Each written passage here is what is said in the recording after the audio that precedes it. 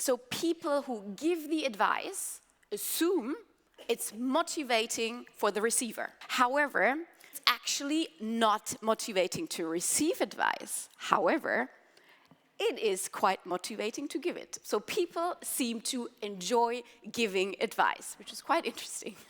So we think it's motivating, but it's not, but we love doing it. And so this is why we are trapped in this advice deception, where we think we have to give advice, especially as leaders.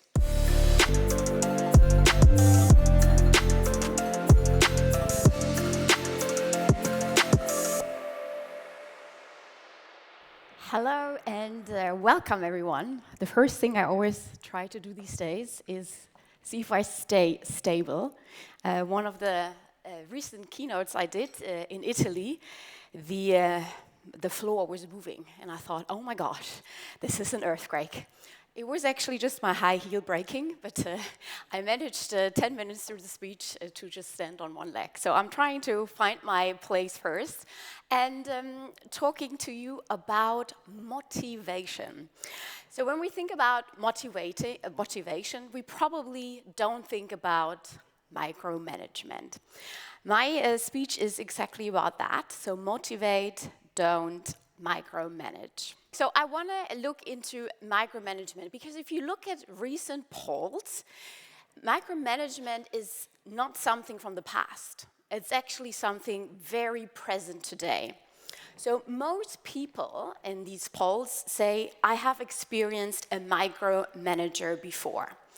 And micromanagement has also been labeled the biggest red flag in the workplace. It's even worse than this meeting could have been a call or an email. So it is something very present today, so we have to talk about it. And I want to show you a different way of micromanagement, because micromanagement is not anymore the mean manager who yells and screams and tells you, do this and this and this. We have lots of different forms of micromanagement, and one is called motivational micromanagement. It's not good, but it's happening a lot in the workplace. So let's dive into how you can cultivate a leadership coaching style instead. Now, first of all, what is micromanagement? Micromanagement is giving advice, right? So I guess the most popular example of giving advice are diets. What are some recent popular diets? I don't know, maybe the pineapple diet, so you only eat anything yellow. Or, I can't remember, what is this, the soup diets, cabbage soup, no, sorry, a cabbage soup diet, yeah? So basically you have an expert telling you what to do in detail. And that is what giving advice actually is. So you have an issue, a problem, a question, and you get detailed advice what to do. But what do we actually do with this advice? Oscar Wilde already said, the only thing to do with advice is to pass it on. It is never of use to oneself. Why is that? Well, because the advice is coming from a person, and for them it might have worked. So eating only yellow things, fantastic. But every person is different, and their circumstances are different. And so it is true for advice. So let me go a bit deeper and give you a formula. So Q times A equals O. The quality of the idea, the quality of the advice, yeah, times the acceptance, so what I'm going to do with it, is the outcome. So what we're doing with it. Let's say we have, on a scale from 1 to 10, so 10 is super advice, okay? Your newest idea gets through, and let's say we have an 8. That's pretty good, right? It's a really good idea that you're bringing in as a leader, and you give the advice. Though the acceptance, if it's not coming from us, the leader is not, working right on the issues that the team member is, the acceptance is often pretty low. Even if they don't say it to your face, yeah, maybe they go later and they go, wow, I'm trying this. It's also called the yes, but game. You probably have encountered it, if not for sure in your personal life. So we have 8 times 2 equals 16. Okay, so the outcome is all right. What usually does a leader do? they think about, okay, maybe I should work on the advice. So I'm going to come up with an even better idea. And okay, we can probably increase it. So you think about the idea and okay, let's make it a 9. However, the acceptance piece is still the same because I am micromanaging. I am giving detailed advice. So we arrive at an 18. It would be a much better idea to focus on the acceptance piece. So, and a lot of leaders then come to me and say, but Julia, you know, my idea is really good. I know how to do this. And I say, okay, well, let's argue for a moment that their idea is not as good as yours, although that's very debatable because they're working on the topic very closely. But let's say it is a 7. Still, if it comes from them, the acceptance piece is much, much higher. It's much more likely that they will carry it out. And so the piece at the end, 35, much better than 16. So what I'm trying to do to say to leaders is stop working on this expert mode position. We cannot be experts anymore. So leaders as experts, interesting what some research has found.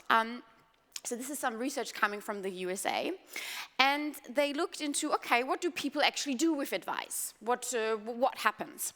And very interesting, so people who give the advice assume it's motivating for the receiver. So yeah, let's go back to the example with your friend. So I say, I really don't know what to do. I don't have time. What should I do? And so I say to my friend, well, why don't you try and use a planner? And I think this is motivating for my friend. I think I'm helping because I want to help and it will be motivating to receive this. However, it's actually not motivating to receive advice. However, it is quite motivating to give it. So people seem to enjoy giving advice, which is quite interesting. So we think it's motivating, but it's not, but we love doing it. And so this is why we are trapped in this advice deception, where we think we have to give advice, especially as leaders. And if you think about it, how do people get promoted? Often it's because they do a great technical job, whatever that technical job is, whether it's marketing or sales, so they get promoted. So hence we are in the mindset of, I need to have the answer, I need to do a great technical job. And so once we are in this leadership position, we continue to do so. What I'm trying to say is we have to bridge this advice gap, and there's a huge gap. So on the one side, we have advice giving, we have directing, we have telling people what to do. And I'm saying this again, this is not the mean micromanager yelling at you, absolutely not. But this is the leader who wants to help, who thinks, okay, I need to have the answer, I need to provide the answer. And we are creating bottlenecks. We're creating bottlenecks for decision making because everything hinges on this expert position where we're waiting. And I can see it in your faces. You probably sit there and say, but Julia, seriously, sometimes you have to direct, you have to give advice. And that is correct. I'm not saying this is true for every situation. But believe me, there are so many more opportunities to actually bridge and use a coaching approach. A coaching approach is empowering others to come up with their own solution, to provide an idea that works for them. So instead of working on this crazy pineapple diet, I don't know, I had some pineapple for breakfast, so I'm making this up right now, yeah? Or on this crazy cabbage soup diet, you can rather ask powerful questions to find your own answer. So I would ask, well, what are your current eating habits? What are you doing? What would work for you? What can you minimize? What can you increase? And so on. So that you find an answer that works for you in that situation. You also have to listen. We're going to talk about that a bit more in detail, and trust, of course, and asking all these powerful questions and use coaching techniques and tools. So this is the leader as coach and working with their team. Now, 6 years ago, I embarked on a journey to research how leaders actually learn these coaching skills. And so we have different skills. One is listening. And listening is always a skill where you probably look at your neighbor and go like, of course you can listen, right? You're just being quiet. Often people are just waiting for their moment to speak, yeah? So they're listening and then dive right in, maybe some even interrupt. So listening from a leadership coaching perspective has lots of nuances, and we have different levels that we can work on. So it's the basis. Then we have, of course, questioning. So asking open-ended questions, empowering questions, really have like a way how you can let the person arrive at their own answer. Giving feedback, also different feedback techniques, feed forward, so there are lots of different things we can do. And giving feedback I find quite interesting, because in my research I worked across cultures, and of course feedback in terms of how direct it is perceived or given can vary a lot, so we do have to adjust this as well. And then we have assisting with goal setting, and you might be sitting there and say, wow, but Julia, if I coach others and if I empower them, they're just going to do whatever they want and I'm doing nothing. Not at all. So goal setting doesn't mean that you have any targets out of reach, but you create together how you want to reach them. Yeah? So you can, of course, also give input there. Showing empathy, very, very important. And research has found throughout the pandemic that empathy and showing care is what employees want. So a simple, how are you, and not expecting an answer of, yeah, great, and how are you? But really going in is very important. So showing empathy, and it's much harder than it looks. However, in my research, what we found is those leaders who have this empathy piece and who can work with it are usually the ones who are also excelling at the other skills. So it's kind of like the basis. If you get that one right, you can move and excel. So now, letting the coachee arrive at their own solution. So this is the core definition of leadership coaching. Yeah, I'm not providing the answer, but I let you come up with it. And do not confuse this with a teacher-student, hey, what's the question? Here's the answer. No, it's wrong. Yeah, that's not what we're talking about. But it's really coming, you are working the situation, you have observed it, what would be a good way forward, what's a great idea. It's not about letting them sit alone, yeah, and not doing anything, but rather removing roadblocks instead of providing the answer. Recognizing strength and values, very, very important. So values, so core, yeah? So working with your values, according and in line with your values, and using strength instead of weaknesses, yeah? Because if we only work on improving our weaknesses, we might get to a mediocre level, but we can't excel. So definitely very important. And then, of course, also providing some structure. So coaching is not about, oh, let's have a nice chat, and after 5 minutes or 10 minutes you go and you go like, what did we even talk about? What was this about? Yeah. It's also providing some structure and encouraging a solution-focused approach. So instead of being too long in the problem, this is not working, yeah, moving towards a solution.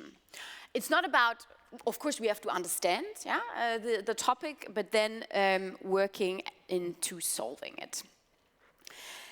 Now, this is an evaluation schedule, and I don't want to bore you with the details of the research, but I think it's quite interesting to look at what happened. So this is about a 2 to 5 day coaching seminar that we did. And at the beginning, so in the blue line, video 1, what we do is we throw people in the cold water. That's actually a German expression, I think. In English, you would throw them off a cliff.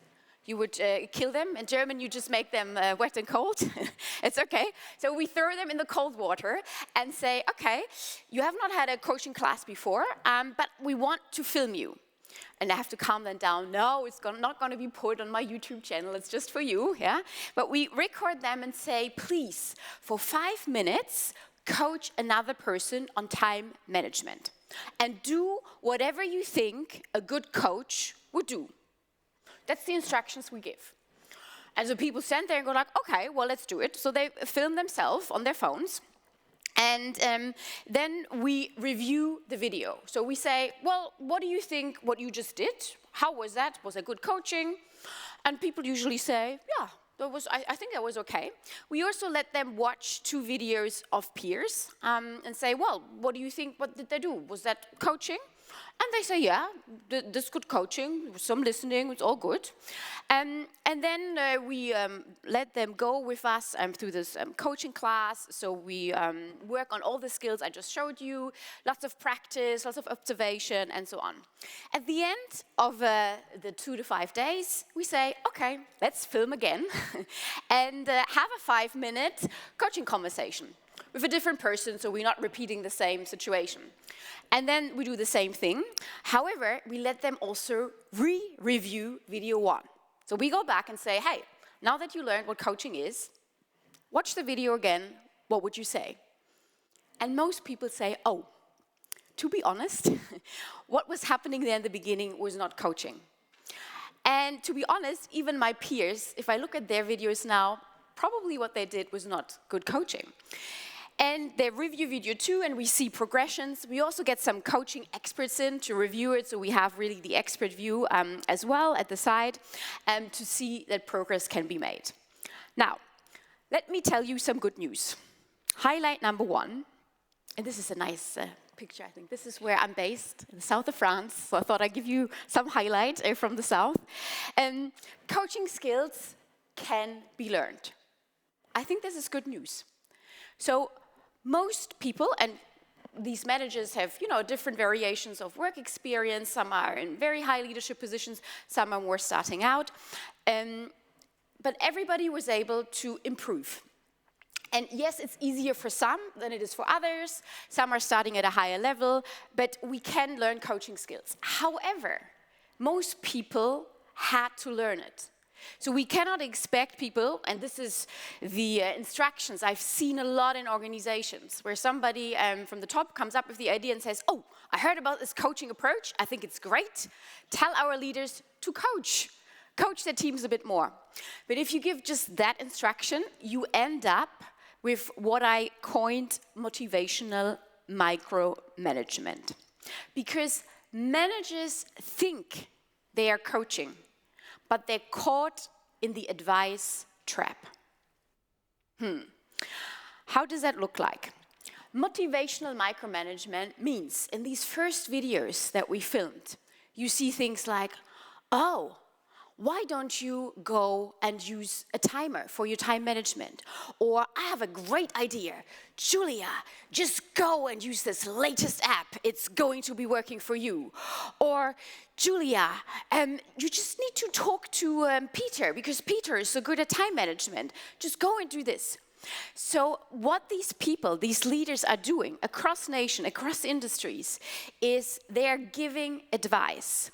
But they do it with a little bit of chaka, yes, yeah, why don't you? It's gonna be great. And this is why I coined it motivational micromanagement.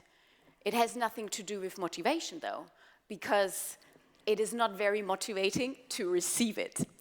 Apparently, it's very motivating to give it. So I want to get micromanagement out of this corner where we say, oh, this is something that's not happening to me. This is a problem of other managers, and it's a problem of this mean person who can't control themselves. I'm trying to move micromanagement out of there because the reality is it's happening. It's happening in organizations. And even if you think or if you want to coach and to empower others, what you usually are doing is motivational micromanagement. However, the good news, as I said, it can be learned, it can be adjusted. So this self and peer evaluation I mentioned in the video, it decreased, which is good news. So in the first video, when they first watched it and analyzed it after having no training, they said, oh yes, this is slightly good, what I did. It's slightly good. It's not perfect, but it's slightly good. And they moved it back after the 5 days of training and said, oh, to be honest, what I did there in the beginning was slightly poor. And you might be thinking, they're nicer to their peers. And yes, they are. They are nicer to their peers. It moved from slightly good, but still to neither good or bad. So we still want to protect our peers a bit, apparently, yeah? And we're harsher with ourselves. But they were able to adjust it and say, yeah, okay, now that I know what it is, I know we can do better. And they did better. The key was letting people arrive at their own solution. So out of the 9 skills I showed you, this was the most improved. It increased by 54%, which is huge. It means, again, people can do it and people can empower others. We're always talking about diversity and inclusion, but how do we actually do it? How do we actually do it in practice? And with empowering and letting people arrive at their own solution, we can arrive there and we can make it a reality. For this, we need 4 shifts. So, shift number 1, from power to empowering. So if you are giving advice, you are caught in the power trap, whether you want it or not. It's not mean power, but it's you have the answer. People have to come to you. You're creating that bottleneck. That is power. If you are using a coaching approach, leadership coaching approach, you are empowering others, so we are lifting it up. Then we have from reserved to empathy. So again, I mentioned it, and I know I have a lot of leaders coming to me and they say, to be honest, Julia, I struggled with empathy before when it was face-to-face. Now we have all these digital and virtual meetings. You gotta be kidding me. How am I gonna show empathy? Empathy is a skill that can be learned as well. And this is not about manipulating or influencing people. But we really have to help managers and leaders to get across how can I use empathy in the workplace. And a lot of leaders are often scared to me. They say to me, okay, but honestly, if I use empathy, then I have crying employees in front of me all the time. This is not what it is. And coaching is not about problems only, and everything is awful. But empathy is walking in the shoes of another person. So putting yourself in their spot, yeah, to help them find their own answer. And the third shift is from problem to solution. Again, yes, we need to understand an issue and a topic, but then how can we solve it? How can we move forward? We often so much stuck in loops of what's not working, what's going wrong, that we can't move forward. And that goes along with weakness to strength. So even when you give feedback, and I guess a lot of you know the classical sandwich approach, right? You have the bread, say something positive, then you have the meaty bit in the middle, say something negative or critical, and then you have again the bread, yeah, the positive to butter it up. I always say the problem is most people are these days on a protein diet. So the bread flies away and the meaty bit in the middle is only that is left over. And that's the same with weakness. So even if you give feedback with the sandwich approach, yeah, you actually have a focus on that weakness. Don't ask me why I'm talking so much about diets today, but I actually think there is a link, yeah, between micromanaging in this health industry world and over to leadership. So to think about it and to rather come with a strength-based approach, yeah, and also adjust your feedback. That does not mean we can never say anything critical. Absolutely not, yeah. But to do it and to deliver it in a way that people can leverage their strength to solve an issue or problem.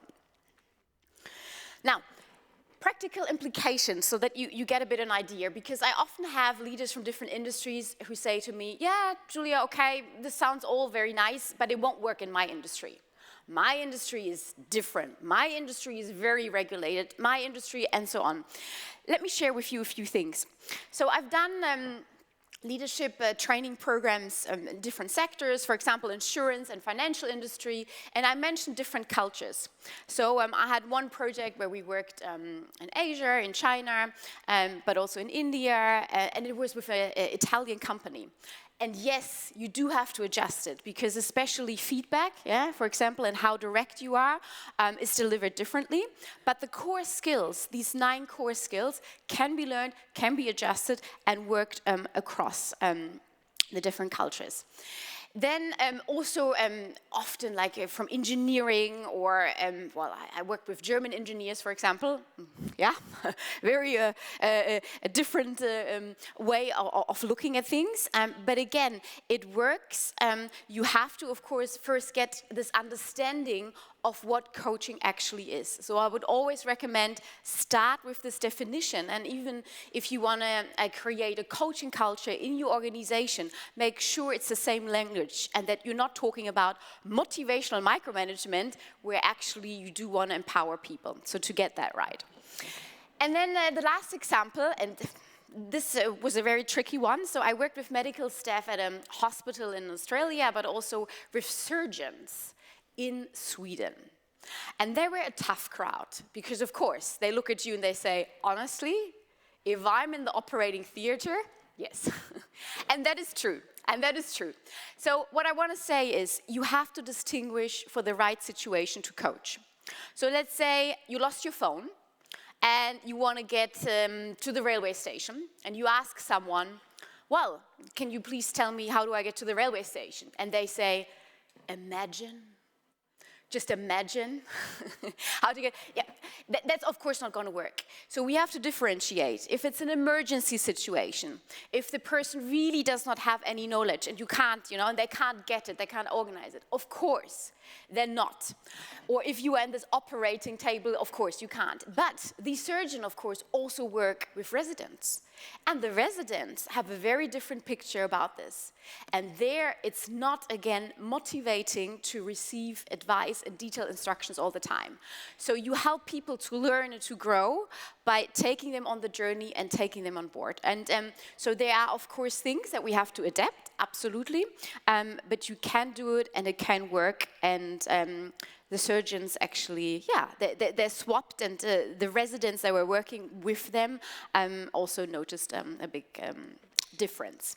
Now, I have no more time left. How can this be? I'm German. This can't be. I'm always on time. What's going on? It's 0. A couple of minutes. Oh my gosh, this is the first time I went overtime. Okay. Anyways, it says a big, oh, you can't see this. It says a big 0 here. It's red. It's like not even white, it's red. Danger, danger. Well, instead of maybe talking to your neighbor, just imagine in your head for yourself, which of the 4 shifts do you see as essential for leadership in your organization? So is it around the empowering piece, the empathy piece, the solution, or the strength? Yeah? And then what do you need as a human resource professional? What do you need in order to make this shift happen? And I can always only come back to empathy, redefine what coaching is, and let people practice. This is not about theory. This is not about, oh, this is how it should work in a perfect world. It's about trying it out, failing, trying it again, adapting, observing, and then moving from there. So, as a leader, we cannot be the expert in everything anymore. We cannot. But leaders should consider learning the skill set of coaching, which is letting people arrive at their own best solution. And with this, thank you so much. If you want to connect with me, probably LinkedIn is the easiest way. And I wish you a wonderful rest of the conference. And remember, motivate, don't micromanage. Thank you.